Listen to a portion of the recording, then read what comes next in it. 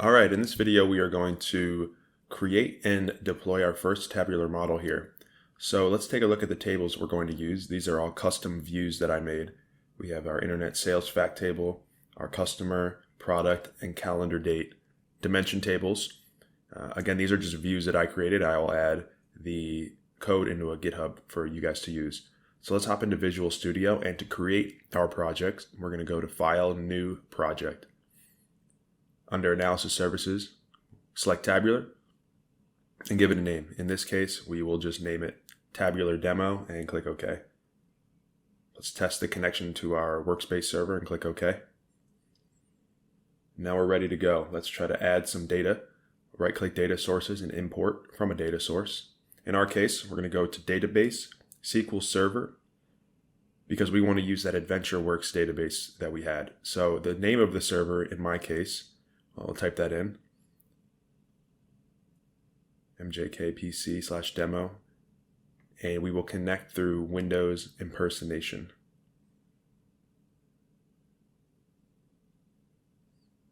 This is just saying that the connection isn't not encrypted, which is okay, so just pass through that.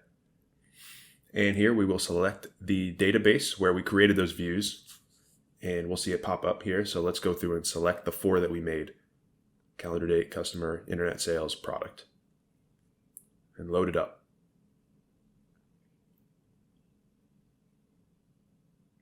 So this just processed it into our local environment.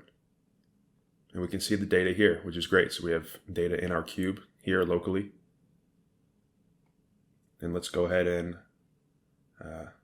deploy this.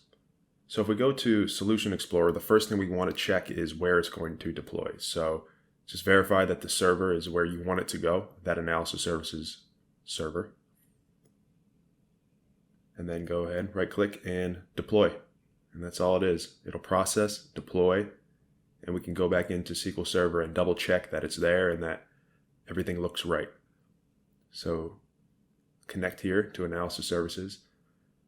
I know in my case here, it's a little confusing because I named my database server and my Analysis Services both demo.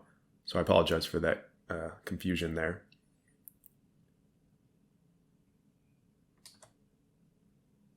Then go to databases and you'll see the 2 here. So the regular one is what you deployed, and this one here, the long one, is actually just hosting that one in Visual Studio that you made, so it's temporary. All right, so we have this here. Let's run a quick DAX query just to verify that data is there. And there it is. We have data in our internet sales table in our deployed model. So that's it, and thanks for watching.